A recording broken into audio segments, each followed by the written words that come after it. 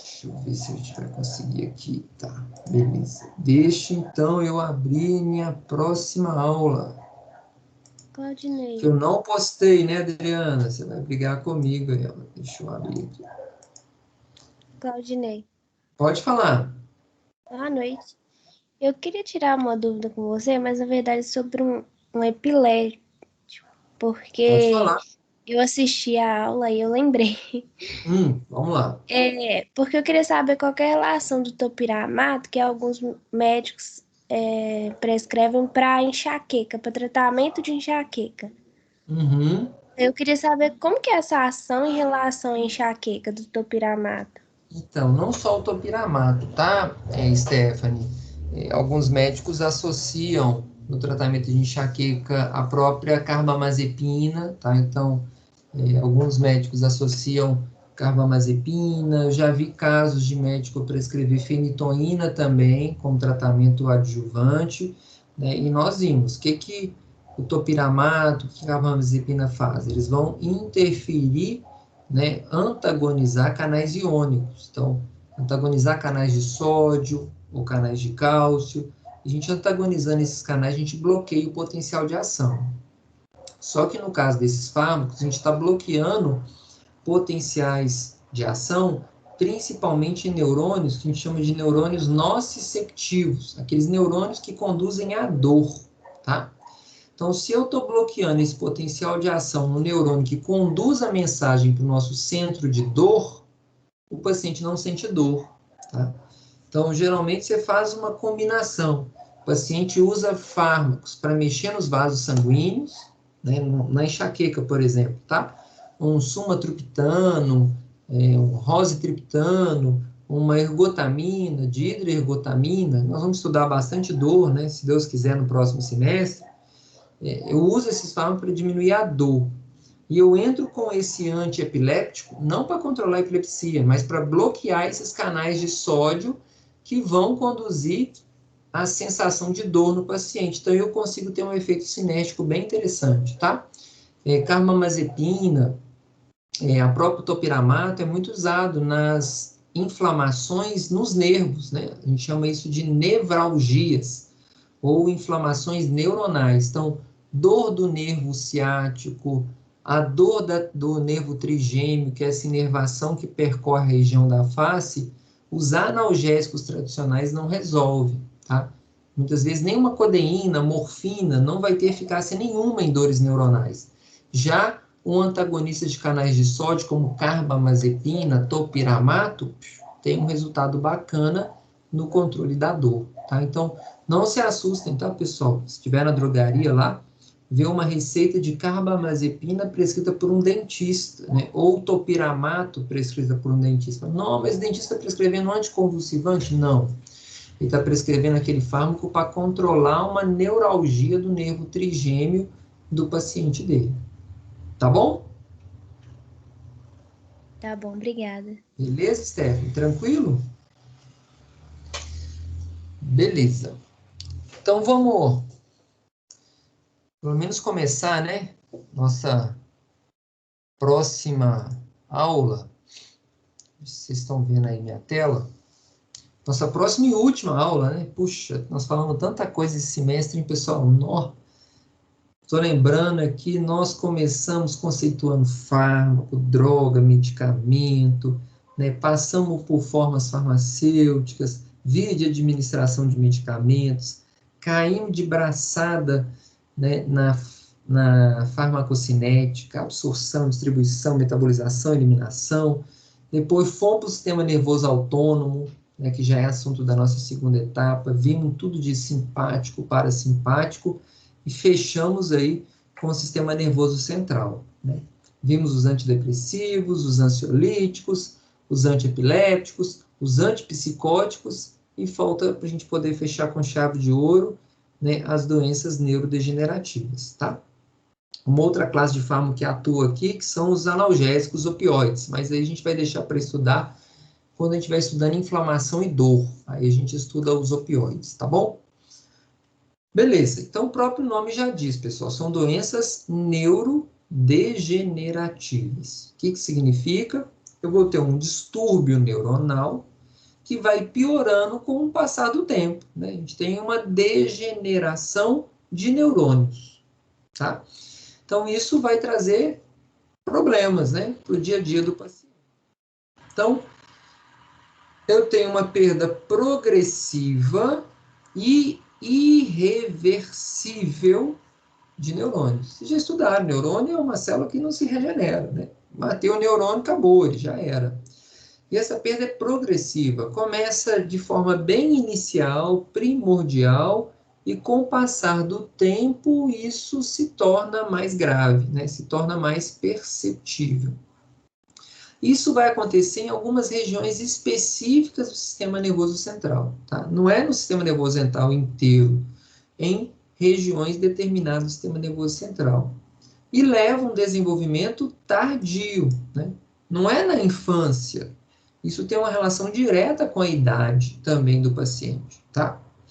Então, aqui eu trago 4 tipos de distúrbios neurodegenerativos. A doença de Parkinson, a doença de Alzheimer, a doença de Huntington e a ELA, que é a esclerose lateral amiotrófica. Tá? São os 4 principais, tem outros, tá? Tem vários, mas essas 4 são os 4 principais distúrbios neurodegenerativos. Todas elas, a gente vai ter perda progressiva e irreversível de neurônio, em algumas regiões específicas, então isso vai diferenciar, né? Parkinson vai acometer uma região, Alzheimer outra, Huntington outra, a esclerose lateral em outra região do sistema nervoso central. E todos com desenvolvimento tardio. Não acontece do dia para a noite, né? Essa perda é uma perda progressiva, tá? Perda progressiva. Qual que é o principal motivo, né, que pode levar a essa neurodegeneração? Olha, o neurônio vai morrer, né? E ele morre por alguma causa. Isso pode ser uma inflamação. Então, o paciente teve um processo inflamatório no sistema nervoso central e aquela chegada de células de defesa, né, mais exudato que está sendo produzido pode levar à destruição desse neurônio. Essa é uma causa, tá? Pode ser isquemia, né? Isquemia, falta de oxigenação, né, naquele cérebro, provocar uma hipóxia, e essa hipóxia realmente pode levar à morte celular. Pode ser apoptose mesmo, né, ou seja, né, a destruição daquela célula pelo envelhecimento, que ela não está produzindo mais efeito, etc. Mas 2 causas são mais importantes, tá? Que é o estresse oxidativo e a excitotoxicidade. E essas destacam-se mais, tá? Ou seja, o estresse que leva um processo de oxidação celular e a hiperestimulação desses neurônios, né? Uma excitotoxicidade. Esse excesso de estimulação é tão alto que isso leva à morte celular, leva à morte de neurônios. Então, nosso foco, né, quando a gente está estudando doenças neurodegenerativas, é tentar entender sobre esse estresse oxidativo e essa excitotoxicidade, tá? As outras também têm importância? Tem, mas esses 2 aqui são mais importantes para a gente. Então, essa excitotoxicidade, ela é provocada principalmente pelo excesso de glutamato. O glutamato não é o nosso neurotransmissor excitatório, aqui, ó, no sistema nervoso central. Então, a hiperestimulação de glutamato vai desenvolver excitotoxicidade, uma das principais causas de neurodegeneração, tá? Envolve principalmente os receptores NMDA, tá? Então, principalmente NMDA, que é receptores que vão de canais de cálcio, né? Entra cálcio e bloqueia a saída de magnésio. Isso leva a um aumento prolongado de cálcio intracelular. Enquanto tiver cálcio dentro do neurônio, a gente tem despolarização. Então, ó, potencial de ação. Então, à medida em que a gente está potencializando esse potencial de ação, isso persiste, né, de forma continuada, isso pode provocar uma excitotoxicidade, tá? pode acontecer em várias situações, né?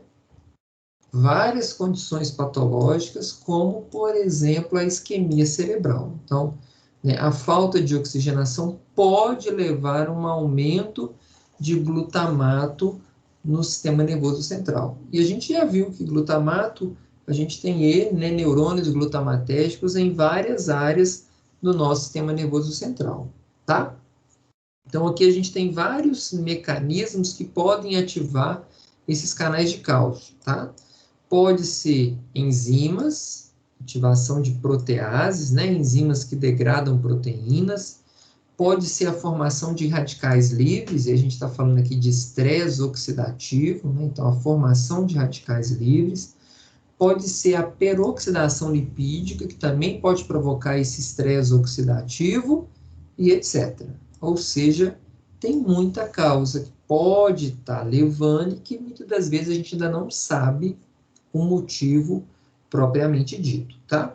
Mas o que temos certeza é que o glutamato é o principal fator aí, né, neurotransmissor que pode estar causando essa excitotoxicidade. Então, isso já nos dá um sinal, né? Se o glutamato em excesso provoca excitotoxicidade, precisamos avaliar os níveis de glutamato desse paciente. Beleza? Então, o que seria o estresse oxidativo, né? Que eu acabei de falar para vocês, ó. A gente vai ter produção excessiva de radicais livres no sistema nervoso central, tá? E a produção desses peróxidos ou superóxidos, isso vai interferir nos nossos processos neuronais, tá? A gente pode ter radicais sendo formados a partir da síntese de óxido nítrico ou do metabolismo de aminoácidos, tá? Então, na hora de metabolizar aminoácido, pode formar radical livre, e esses radicais livres podem causar dano no DNA, né? Na peroxidação de lipídios de membrana, alterações de reações enzimáticas, ou seja, esses radicais livres vão interferir nos nossos processos metabólicos, na duplicação celular e etc. Então, a produção de radicais livres também é uma das causas das doenças neurodegenerativas. Importante entender aqui que também, como tratamento paliativo, a gente pode utilizar antioxidantes. E os antioxidantes, eles vão diminuir essa formação ou ação desses radicais livres que estão sendo formados. O efeito principal do antioxidante é esse, né? Diminuir essa destruição neuronal pela formação dos radicais livres. Então, de um lado, excitotoxicidade, excesso de glutamato, do outro, o estresse oxidativo, que leva à formação excessiva de radicais livres. Até aqui, pessoal, dúvida? Claudinei, Diga. quando você diz tratamento paliativo, nesse caso aí, esse paliativo que você está usando quer dizer o quê? Ele entra como tratamento complementar, né? Eu posso utilizar, talvez, até como profilaxia, tá? Tratamento profilático, preventivo. Nós vamos ver mais à frente, quando a gente estiver estudando os fármacos, né? Eu posso usar alguns complexos vitamínicos, por exemplo, tá? Tem vitaminas que são importantes e devem ser utilizados como complementar em pacientes com Alzheimer, por exemplo, tá? Mas vamos ver mais à frente os fármacos. Ok? Ok, obrigada. Tá? Ok aqui, pessoal? Então, principais causas? Beleza. Olha aqui mais ou menos nessa imagem, né? O que seria essa formação de radicais livres? Não quero que vocês decorem isso, tá? Não é nosso objetivo, mas só para a gente poder entender o processo. Então, eu tenho os receptores de glutamato aqui, ó, AMPA, NMDA, os receptores de kainato e etc, tá? Mas nós vimos que os principais envolvidos, né, aqui, ó, é o receptor NMDA, tá? Então, quando eu tenho, ó, receptores NMDA estimulados, abre canal de cálcio, né? O aumento de cálcio intracelular despolariza o neurônio, né? E ele vai ativar uma cascata bioquímica intracelular. Uma delas, tá, é a produção de óxido nítrico, tá aqui, ó, entre uma enzima, né, que é a óxido nítrico sintase, que vai produzir óxido nítrico e pode produzir radical. Tá aqui, ó. Óxido nítrico radicalar. Também no metabolismo dos aminoácidos, olha aqui, ó. Na hora que eu vou metabolizar uma lisina, glutamina, creatina e etc., a gente também pode provocar a formação de radicais livres intracelular. E a presença desses radicais livres, ó, pode interferir na produção do DNA, na síntese de proteínas, na degradação dos lipídios, que isso pode levar à morte celular, né? Por um lado, uma apoptose ou uma necrose no tecido, tá? Então, o excesso de radicais livres provoca, né, destruição neuronal no nosso sistema nervoso central. Então, controlar esse estresse oxidativo também vai ser um caminho, né, lógico, né, no tratamento farmacológico dessas doenças. Tá bom? Não quero que vocês entendam de todo o mecanismo aqui, não é nosso objetivo, a gente não está estudando bioquímica, tá? Mas pelo menos a gente tem uma ideia, né, de onde que vem essa formação desses radicais livres, tá bom?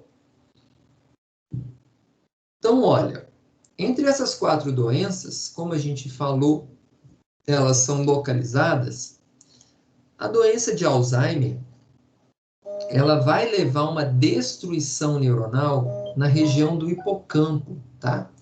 Seja uma destruição por excitotoxicidade ou estresse oxidativo.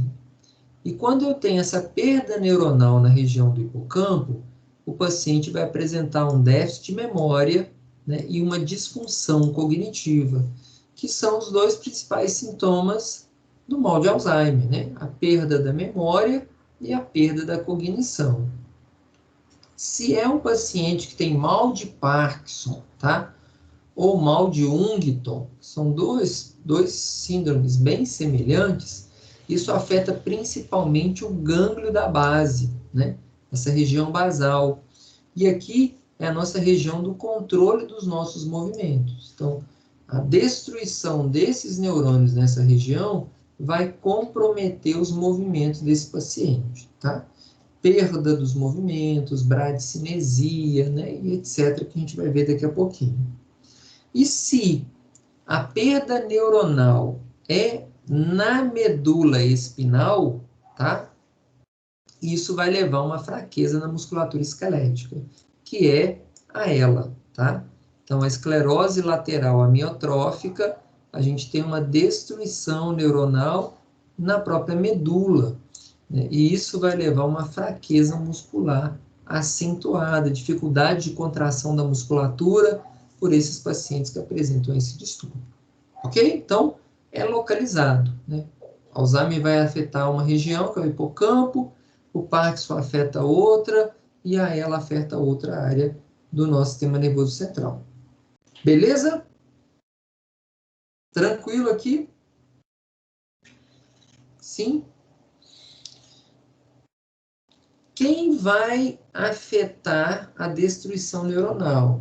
Nós temos proteínas que são, vamos dizer assim, mais específicas nessas doenças neurodegenerativas. Proteínas importantes que vão atuar nessa excitotoxicidade e que vão atuar nesse estresse oxidativo. No mal de Parkinson, a enzima, a proteína, que tem uma relação direta com essa neurodegeneração, é chamada de alfa-sinucleína, tá? Alfa-sinucleína. No mal de Alzheimer, a destruição dos neurônios é resultado da formação de 2 proteínas, a beta-amiloide e a proteína do tipo tau. Beta-amiloide e a proteína tau. Na doença de Huntington, é a huntingtina, tá? Uma outra proteína relacionada à doença de Huntington. E na esclerose lateral amiotrófica, é a superperoxidase, né, SOD, e a TDP-43, tá? Então, ou seja, o que leva à destruição dos neurônios lá no Parkinson, naquela região do gânglio basal, é a alfa-sinucleína, nós vamos falar dela. A doença de Alzheimer é a beta-amiloide e a proteína do tipo tal. Huntington e ela, nós não vamos nem falar na nossa aula de hoje, tá? Não vamos nem falar dela, vamos focar principalmente no Alzheimer e Parkinson. Por que não tanto do ela e do Huntington? Porque são doenças de baixa prevalência, tá? E hoje, Parkinson e Alzheimer, pessoal, são doenças de alta prevalência. Só está aumentando cada vez mais, né, na população, né, os casos de pacientes com Parkinson, parkinsonismo e pacientes com mal de Alzheimer, tá? Então, Parkinson, alfa-sincroelina, nós vamos falar dela, e o Alzheimer, a beta-amiloide, a proteína do tipo tal. Beleza? Tranquilo até aqui? Dúvida? Pergunta? Não? Então, a gente vamos começar. Oi, pode falar. Qual a relação disso com a idade? Com relação ao quê? Do Alzheimer com a idade? Vamos falar do Alzheimer agora, segura aí. Vamos falar do Alzheimer, depois a gente fala do Parkinson, tá? Então, vamos lá. Doença de Alzheimer, né? Ou também chamada de mal de Alzheimer. Qual que é a principal causa, né? Ou consequência dela? Tá aqui, ó. Nós vamos destruir esses neurônios na região do hipocampo, morte neuronal, e vai levar o paciente a ter um déficit de memória e uma disfunção cognitiva, né? Ou seja, a memória vai se perdendo, né?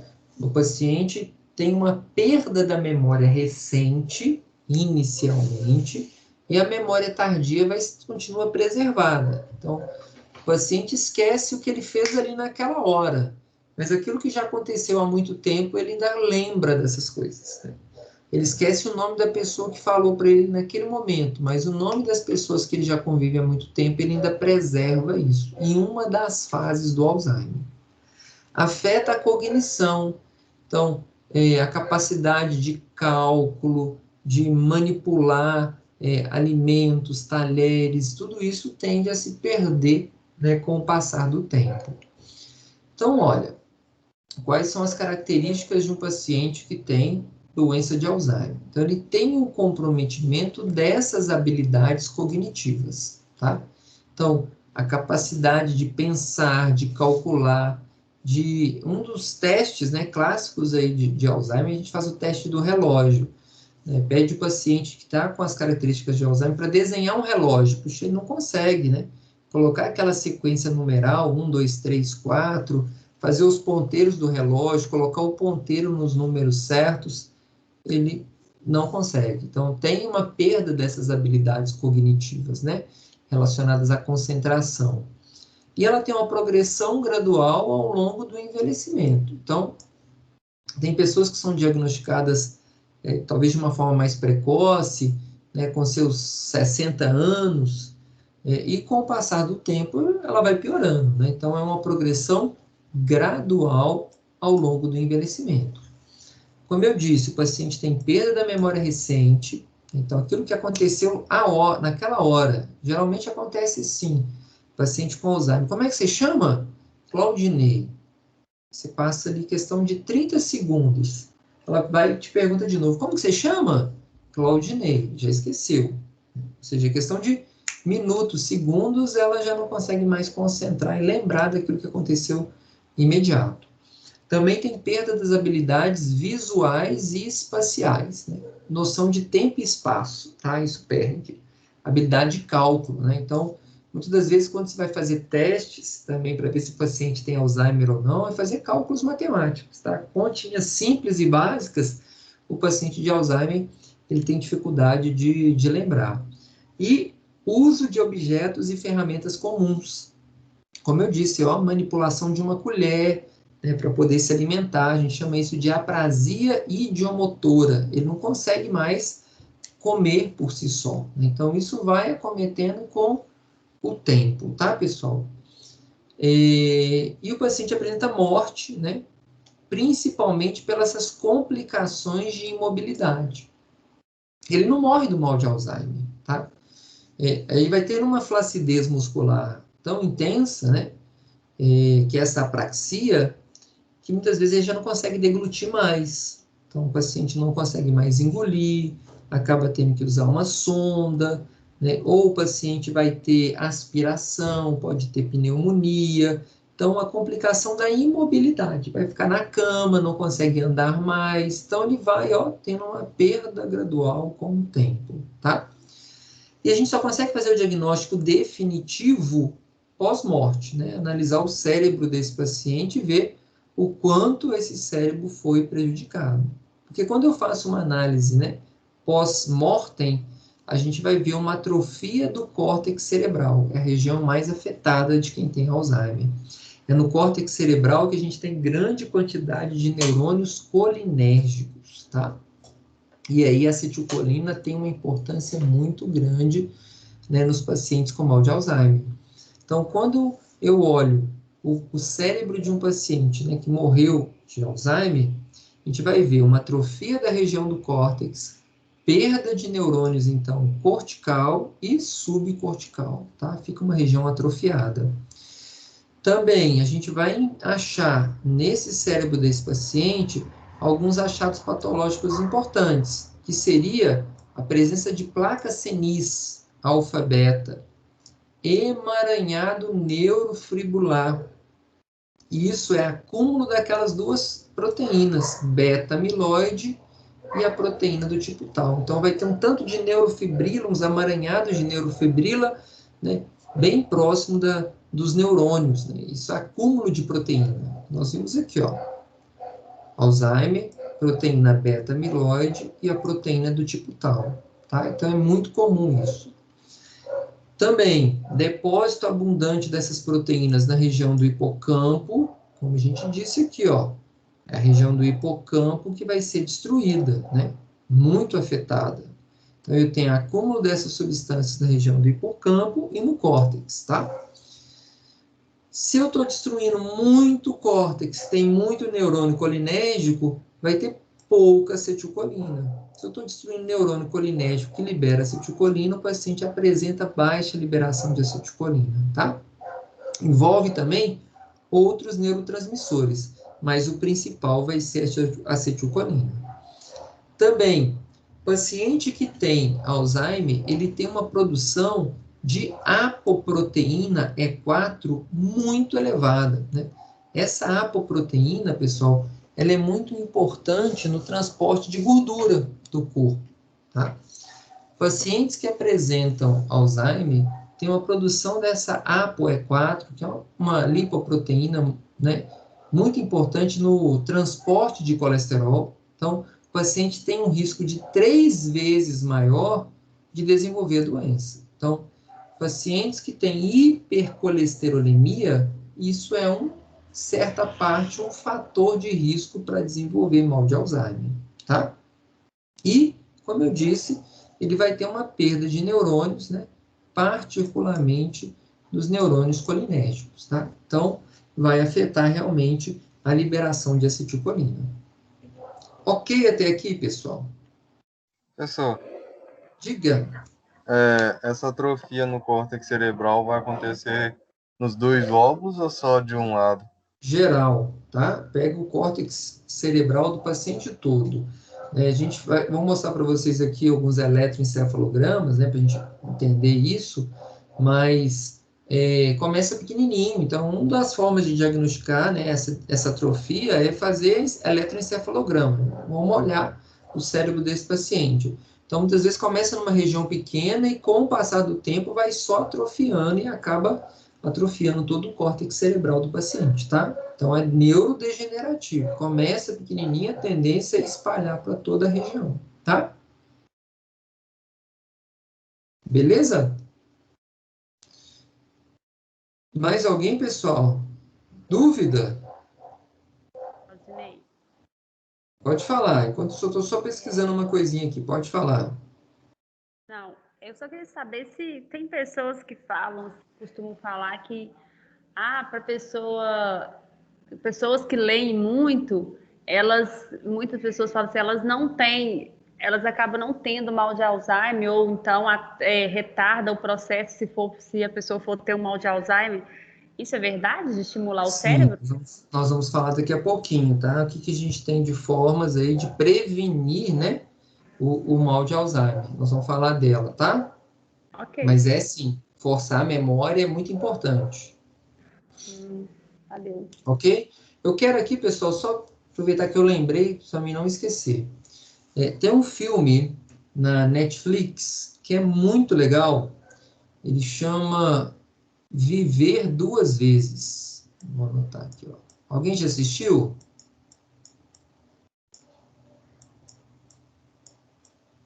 Não? Duas vezes.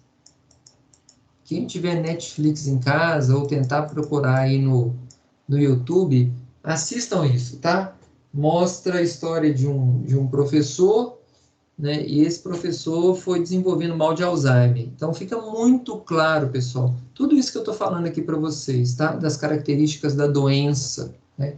Você vai vendo a evolução do paciente com o passar do tempo, né? Como que é a questão da família, né? Para estar lidando com um paciente que tem mal de Alzheimer, que é muito triste, tá? O paciente tem pressão normal, glicose é normal, não tem asma, né? Todos os processos fisiológicos do indivíduo é normal, o problema dele está na memória. Então, ele vai perdendo a memória, começa a esquecer o nome dos filhos, de repente ele começa a esquecer o que ele tem que fazer, a cognição, esquece que ele tem que ir ao banheiro, né?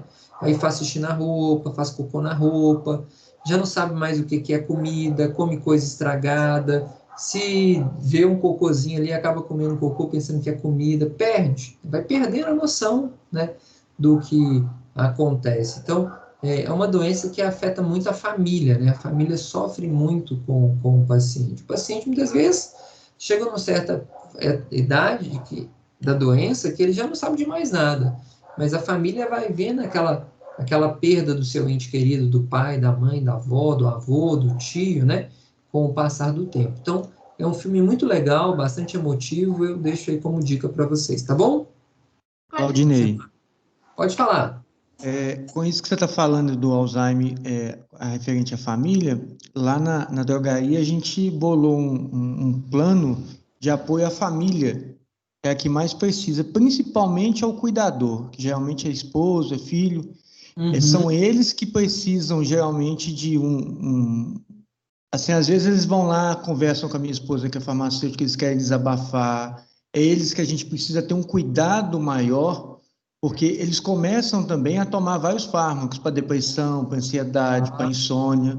Então a gente tem esse cuidado com eles.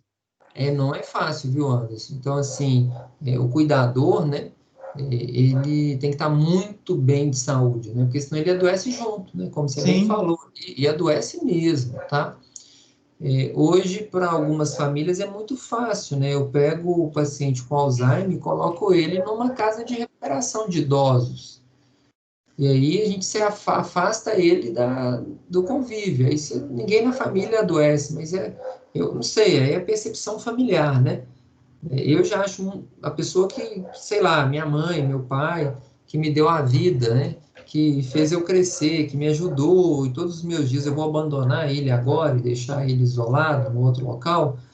Mas tem família que não tem condição mesmo de cuidar, tem que trabalhar e aí acaba utilizando desses artifícios que tem hoje. Tanto que o mercado hoje, pessoal, de casa de recuperação de idosos cresceu muito, né? Muito. Se olhar assim, todo lugar que você passa, você vai ver uma plaquinha assim, casa de idosos, casa de recuperação de idosos. E desses pacientes que estão lá, muitos têm mal de Alzheimer, tá? São muitos pacientes com mal de Alzheimer. Mas boa iniciativa, viu, Anderson? Acho que é muito importante isso mesmo, né? Identificou um paciente que está buscando algum medicamento para Alzheimer, né? Tentar trazer a família junto, né? Para poder ajudar. Não só para orientar sobre o uso do medicamento, mas fazer um trabalho psicológico com essa família é muito importante também. Claudinei, Pode falar. você tá falando aí a respeito do Alzheimer, é uma coisa assim, eu já vivi isso. Meu pai faleceu em função dessa, não pelo Alzheimer em si, como você disse, mas pelas limitações que o Alzheimer vai causando, né? Sim. E é uma doença bem triste e a família, com certeza, às vezes a pessoa que está doente, ela não sofre tanto porque ela esquece.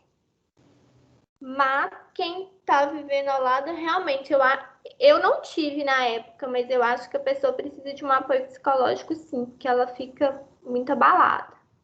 Muito, né? Então, olha para você ver, a morte por complicações de mobilidade, em média, tá, pessoal? Ó, é de 6 a 12 anos após o início da doença. Então, diagnostiquei o paciente hoje com Alzheimer, a gente está imaginando, olha, ele vai conseguir sobreviver por mais 6 a 12 anos. Então, né, a família vai acompanhando essa perda desse paciente por um longo período de tempo, né? Então, né, isso exige de nós, né, profissionais da saúde, um bom cuidado, tá bom? Só para a gente fechar a aula, para poder responder o Matheus aqui, ó. Então, olha só, aqui eu tenho um PET scan, né, de um cérebro de um paciente normal, mostrando realmente todas as transmissões neuronais desse paciente, tá? Agora, olha o PET scan de um cérebro de um paciente com mal de Alzheimer. Então, é um cérebro muito comprometido. Essa região que é o córtex pré-frontal, né? Olha para você ver, enquanto aqui eu tenho alta concentração neuronal, bem ativa, aqui, ó, tá azulzinho, né? Ou seja, baixa atividade neuronal. Então, é muito evidente quando a gente faz um exame para ver se o paciente tem ou não tem mal de Alzheimer. Então, é bem diferente. A tendência é só piorando com o passar do tempo. Tá bom? Beleza, pessoal? Vamos dar uma pausa por aqui, só para fechar aqui, eu acho que esse slide que foi o que o Matheus me perguntou também, né? A prevalência do Alzheimer, né, de acordo com o sexo e a idade. Né? As mulheres têm maior prevalência de desenvolver Alzheimer do que os homens, tá? Então, estatisticamente, isso já é comprovado, tá? Com o passar do tempo, as causas de Alzheimer, né? Para cada 1.000 pessoas só aumenta. Então, a cada 5 anos a mais na idade, dobra-se a prevalência da doença de Alzheimer. Então, geralmente ela inicia aqui, ó, a partir dos 65 anos de idade. Então, é uma doença tardia, não é recente. Mas, olha, de 70 a 75, o número de casos aumenta. De 75 aumenta mais, né, quase que dobra. 80 aumentou mais, 85, puxa, aqui já 90 aumentou mais ainda. Então, é uma doença que tem relação com o sexo, mais prevalente nas mulheres do que em homens, e tem uma prevalência muito grande também em relação à idade. Tá bom? Tranquilo? Professor, Pode falar. a questão do sexo é alguma questão genética? Tem a questão hormonal, sabe? Né, os estrogênios, né, com o passar do tempo, o estrogênio para a mulher acaba sendo um hormônio protetor. Nós vamos falar disso na próxima aula. Né? E aí entrou na fase da menopausa, a mulher para de produzir estrógeno. Então ela perde um pouco da sua proteção. Né? Protege ela na maturação óssea e também tem relações, tem alguns estudos que falam disso, tá, Matheus? Não é conclusivo, tá? Mas com o passar da idade, a diminuição da produção de estrogênio, isso diminui essa citoproteção neuronal da mulher, tá? Beleza, pessoal? 10h33 aqui, ó. Então, olha, quinta-feira a gente faz nossa última aula teórica, tá bom? E eu deixo para postar o exercício ou amanhã ou na quinta, tá? Mas aí eu deixo o final de semana para vocês poderem fazer, porque na próxima terça a gente tem prova. Então, quinta-feira a gente se encontra para a nossa última aula teórica, beleza? Estou devendo 2 coisas, então, ó, material de psicóticos atualizar no portal e subir a aula de doenças neurodegenerativas. Um abraço para vocês, boa noite, bom descanso para quem é de descanso, bom trabalho para quem vai trabalhar, e até a quinta-feira, tá bom, pessoal?